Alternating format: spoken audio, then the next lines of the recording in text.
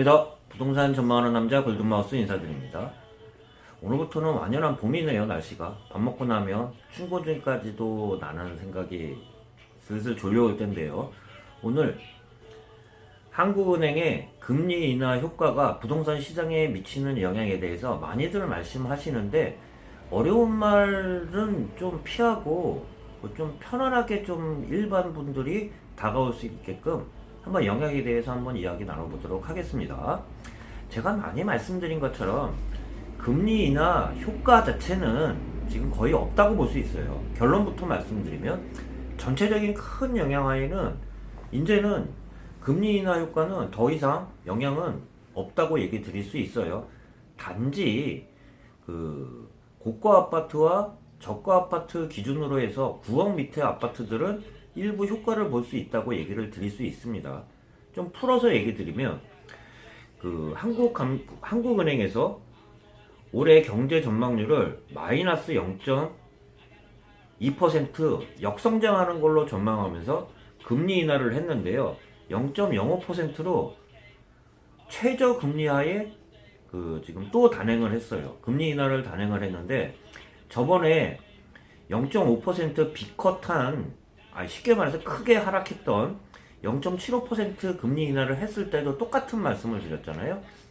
통상적으로 부동산 금리가 내려가면 부동산에는 호재 요인이라고 할 수 있는데, 제가 왜 그런 얘기를 드렸냐면, 금리 인하를 했지만 총량 자체를 제가 줄였다고 그랬잖아요. 쉽게 말씀드려가지고 금리 인하를 했지만 담보대출 비율 LTV를 적용을 더 강화시켰기 때문에 실질적으로 담보대출 비율 자체가 줄인 상태에서 금리가 낮아졌을지언정 실질적으로 얻는 사람들은 줄기 때문에 전체적으로는 플러스도 아니고 마이너스도 아니라고 얘기 드렸어요. 지금도 같은 맥락하에 0.5% 금리 인하를 했지만 9억 미만의 주택 같은 경우는 효과는 당연히 있는데, 고가 아파트 15억 이상의 고가 아파트들 같은 경우는 지금도 대출이 전혀 나오지 않는 상황에서 금리 인하 효과를 받을 수는 없다고 얘기 드려보면서, 잠시 얘기 드려보면 요새 대출 자체도 계속 변하기 때문에 투기 지역하고 조정 대상 지역 내에 담보대출 비율이 적용이 틀리잖아요. 전에는 잠시 얘기 드려보면 담보대출 비율을 지금도 강화를 시키기 때문에 총량 자체가 줄었다고 얘기 드렸는데요. 간단히 얘기 드리면 규제 지역 자체 내에서도 조정 지역 내에는 LTV가 60%가 적용되는 거를 9억 이상과 9억 이하 부분을 나누어 가지고 9억 이하 부분은 50%로 10% 낮췄으면서 이상은 30%로 반 이상 줄였다고 볼 수 있습니다. 또한 투기 지역 내에서도 현행 내에서는 LTV를 40% 적용을 했었는데요. 이것도 2들공 대책에 따라 9억 이하, 9억 이상으로 나눠서 9억 이하는 40% 적용되지만 9억 이상은 20%로 반으로 줄인 상태예요. 또한 15억 이상은 담보대출 비율이 아예 안 나와요. 이런 상황에서 금리 인하 효과는 부동산에 영향을 미치는 거는 제가 극히 제한적이라고 얘기 드리면서 오히려 똔똔이라고 얘기 드리지만 9억 이하인 주택에 대해서는 플러스가 될 수는 있어요. 다만 9억 이상에 대해서는, 또한 15억 이상 같은 경우는 전혀 금리 인하한 효과는 전혀 없다고 볼 수 있습니다. 부동산 주택 가격에 지금 현재로서는 더 영향을 줄 수 있는 게 경기 여건하고, 또한 부동산 규제라고 할 수 있는데요. 그 영향하에 악재 요인은 전혀 해소가 되지 않는 상태가 오히려 더 부동산 가격 내에서는 더 영향을 끼칠 거라고 얘기 드려보면서, 마지막으로 한국은행의 금리 인하를 하면서 내세운 이야기를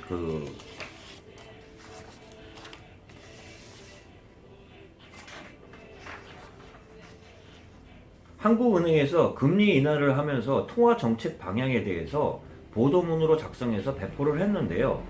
간단하게나마 얘기 드려보면 금리 인하를 한 게 경기가 저성장을 막기 위해서 금리 인하를 한 효과가 아니라, 솔직히 말씀드리면 지금 역성장하고 있는 상황에서 역성장을 조금이나마 늦추기 위해서 더 내린 효과라고 볼 수 있어요.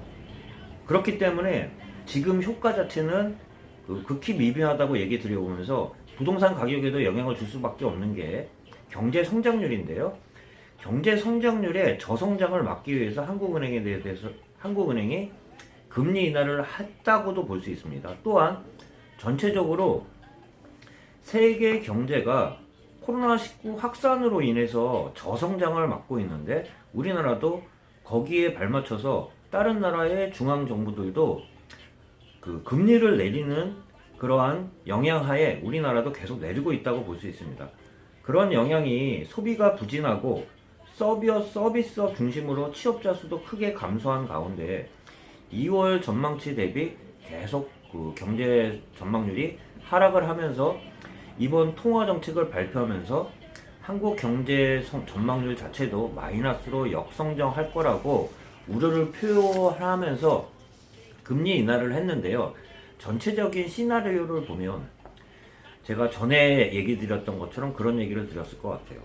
코로나19 영향이 단기로 끝난다 그러면 상업용 부동산에는 영향이 갈지언정 주거용 부동산에까지는 영향이 끼치지 않을 거라고 좀 그렇게 얘기를 드리면서, 또한 이게 장기로 갔다 그러면 주거용 부동산에도 영향을 끼칠 수밖에 없다고 얘기 드리면서 그 일부 자료를 인용하면서 제가 이런 얘기를 드렸어요. 케이스 1, 케이스 2 짧게 얘기해서 사스 영향으로 간단하게 단기에 조기 종식된다 그러면 상업용 부동산한테는 영향을 끼쳤지만 주거용한테는 극히 미비하다고 얘기 드리지만, 금융위기 수준으로 장기로 갔을 경우에는 주거용 부동산에도 악영향은 피할 수 없는 영향이라고 볼 수 있습니다. 그렇기 때문에 우리나라 다른 나라보다는 우리나라의 그 부동산 영향은 우리나라 경제 전망률 자체에 더 큰 영향을 받을 거라고 보면서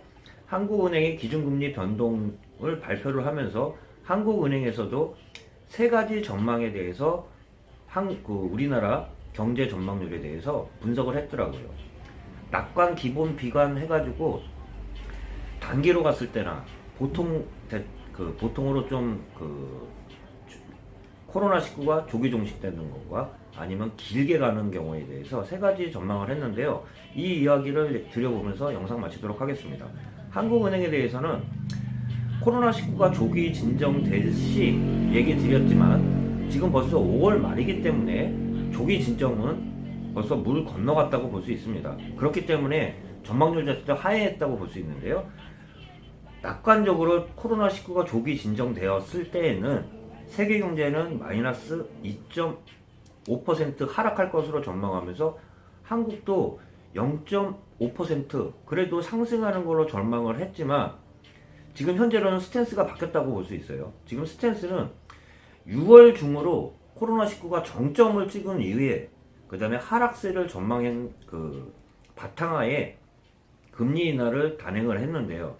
6월 중에 정점을 찍었을 경우에는 세계의 경제 전망률은 마이너스 0.34% 하락할 것으로 전망하면서 한국은 연간 기준으로 0.2% 하락할 것으로 전망하면서 금리 인하를 단행했다고 볼 수 있습니다. 또한 이게 비관적으로 아까 말씀드린 금융위기 수준으로 길어진다 그러면 그 전망률 자체는 더 하향할 수밖에 없는데요. 벌써 6월이 다가오는 입장에서 저도 빨리 끝나기를 바라지만 이게 길어질 경우에는 코로나19가 7월 이후 6월 넘어가지고 또 장기로 정점을 찍었을 때를 가정해서 전망을 한 비관적인 내용은 세계는 2배 이상의 지금 하락률이 나는 걸로 전망이 되면서 세계 전체적으로는 마이너스 7.1% 하락할 것으로 전망하면서 우리나라도 6월 중에 정점을 찍을 때는 마이너스 0.02% 하락을 전망하고 있지만 6월이 넘어서 7월이 넘어 길어진다 그러면 마이너스 1.8%가량 역성장할 것으로 전망을 하면서, 이런 영향이 오히려 금리 인하의 부동산 효과보다는 경제 전망률이 부동산 가격에도 훨씬 더 영향을 미친다고 제가 마지막으로 얘기 드려보면서 마무리 짓도록 하겠습니다.